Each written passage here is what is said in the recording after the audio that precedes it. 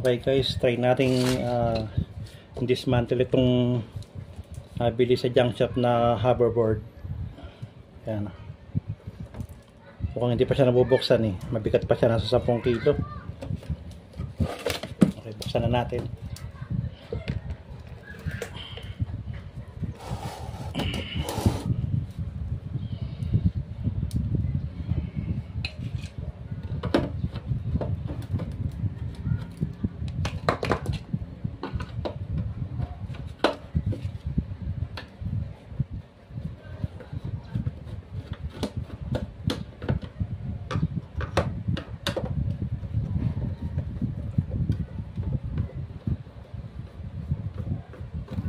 Bali 16 yung tornilyo niya. Tig 8 magkabila.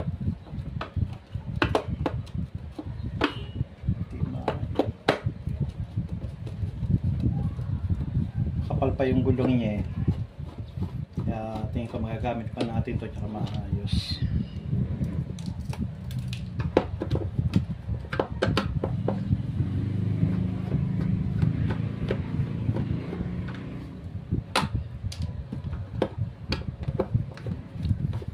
Ngayon ako nakapagbukas nito. Tignan natin yung loob. Panitsura. Tingin ko nasa loob pang ano nito eh, battery. Lithium battery nakalagay dito eh. Kaya lumalagkit ko. Hindi pa nga siya nabubuksan. Kumbaga sa virgin. Never been touched.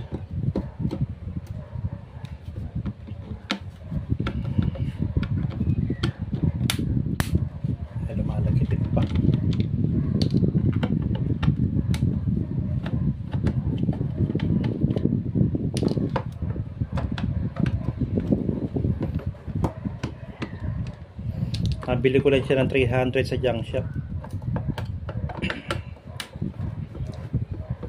Pati yung e-bike na Romay, nabili ko lang din sa junk shop eh. Bali, meron na akong dalawang Romay na 2-wheel na e-bike. Pareho nang gumagana.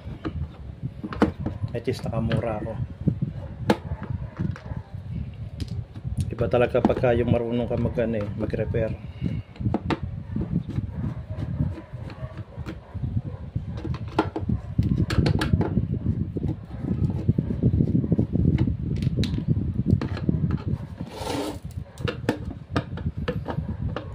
Pagka ito'y nagawa ko na, i-restore ko ito, pati yung kulay niya pipinturahan ko din na panibago.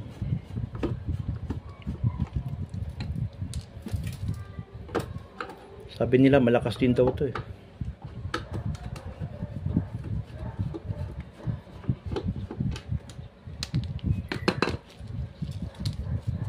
Actually kaya ako lang ito binili para makita ko lang din yung laman loob niya. Para may idea ako. Para just in case may magpagawa, alam ko na, di ba? Ito na yung ano niya loob. Ayan.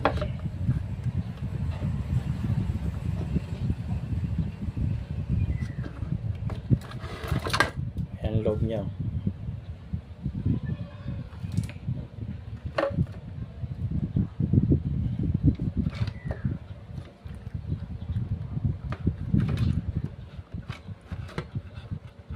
Meron pa siyang selyo nakadikit, ayan, kaya hindi pa siya nahuhugot. Kabila naman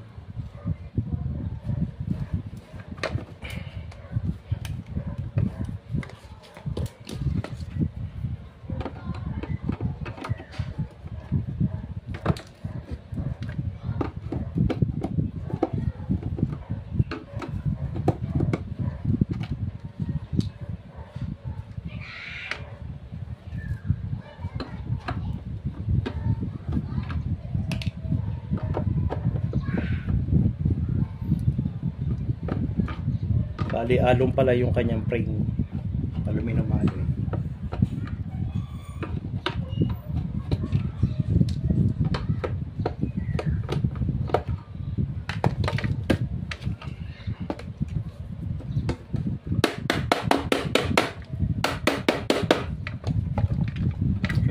Dito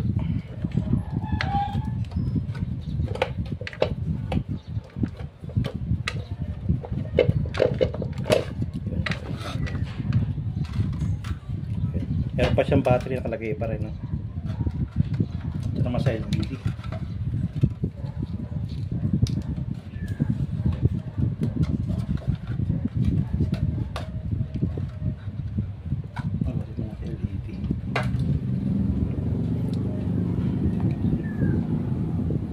Ayan guys, yung kanyang battery, yun. Kalisay natin.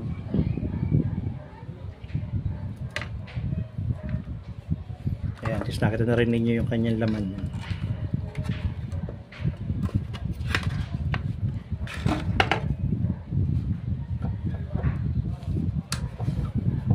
Sana buo pa yung battery para di tayo lugi.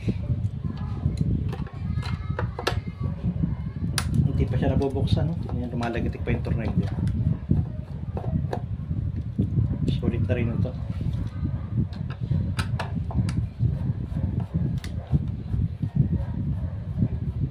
Hindi mo rin kasi matutunan yung isang bagay nang hindi mo rin binabaklas.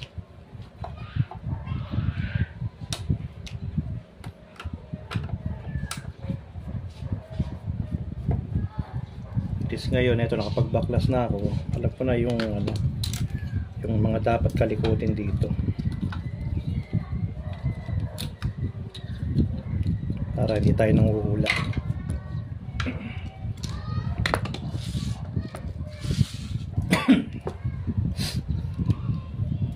Ito yung terminal ng battery nya, pali plug and play. Yan, sutin natin.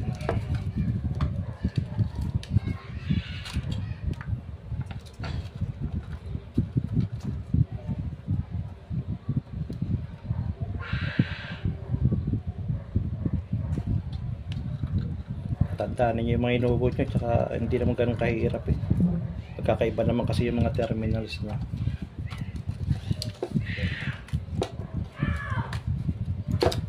Makuha natin ng buo yung battery. Ayan, ito battery nya.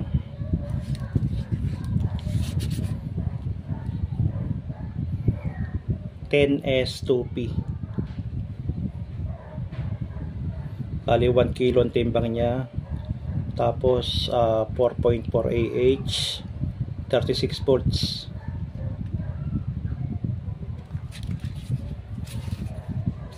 Testerin natin yung kanyang battery kung okay pa.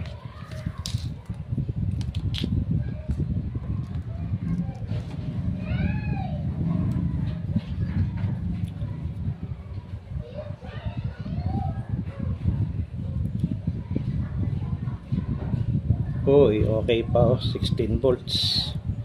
Nalobat lang ito kaya hindi gumagana. Ayan, 16.83 volts. Kita nyo ba? Ayan, may karga pa. Kailangan lang natin itong kargahan ulit. Sayang nga lang hindi kasama yung charger nya. Balik natin yung terminal nito.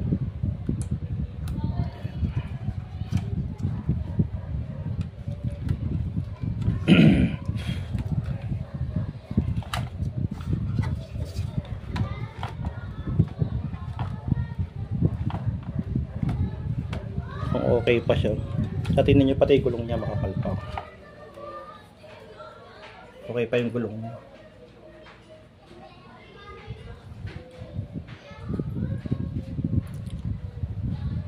Tapos testerin natin yung motor nito kung gumagana pa, kung nagpo-produce pa ng voltage.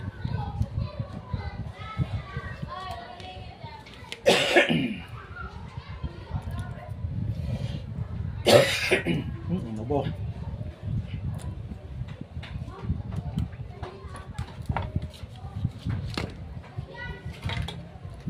Patong natin dito.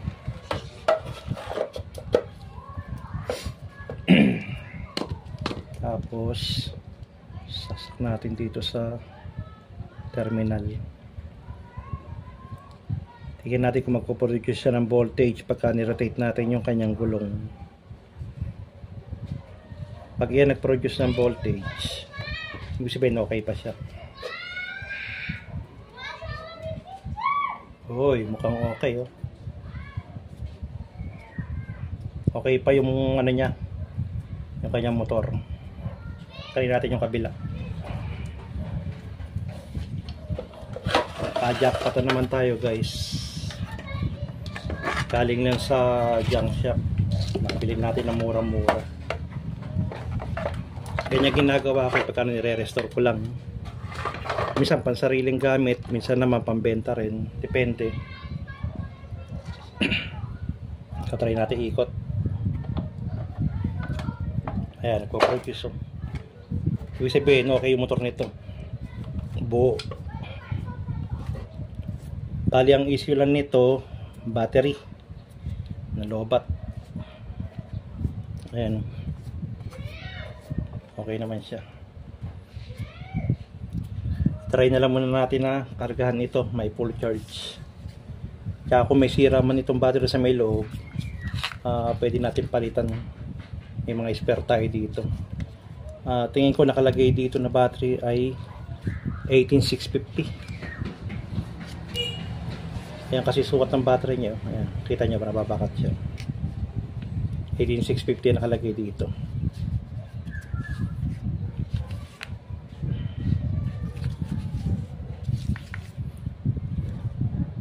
And 10S2P.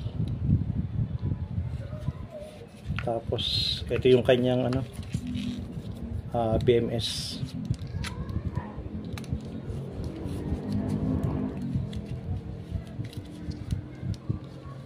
Okay.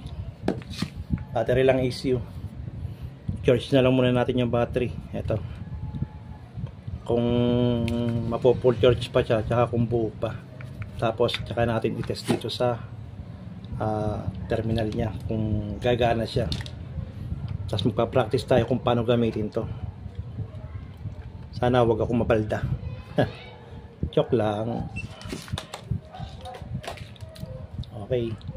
Update ko na lang kayo ulit sa magiging resulta nito. Pagka ito'y gumana, i-restore ko yung mga pintura nito. Buti nga walang damage yung kanyang mga pairings. Gagawin ko na lang kulay dito, flat black, para magandang tignan, hindi glossy. Tsaka kaganda niya, meron siyang ano, ito may LED lights. Siguro para sa signal to, signal light. Kung kakaliwa o kakanan ka. Jackpot tayo. Wala siyang issue. Battery lang. Gagawa ko na lang siguro siya ng charger.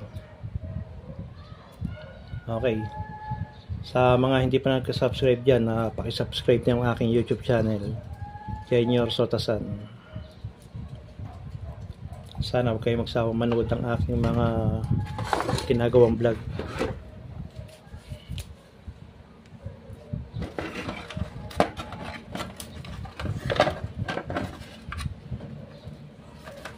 Ito yung kanyang power switch. Ito naman yung kanyang power input para sa charging.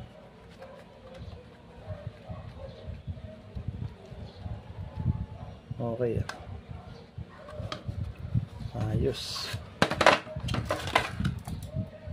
Sa halagang 300 may hoverboard na ako. Mukhang okay pa naman itong mga walang damage yung kanya mga control, yung mga board. Ayan. Okay pa naman siya. Tsaka walang sirang MOSFET. Nalobat na siguro to, baka nasira charger kaya nga dinispose na. Mahal din kasi paggawa nito eh.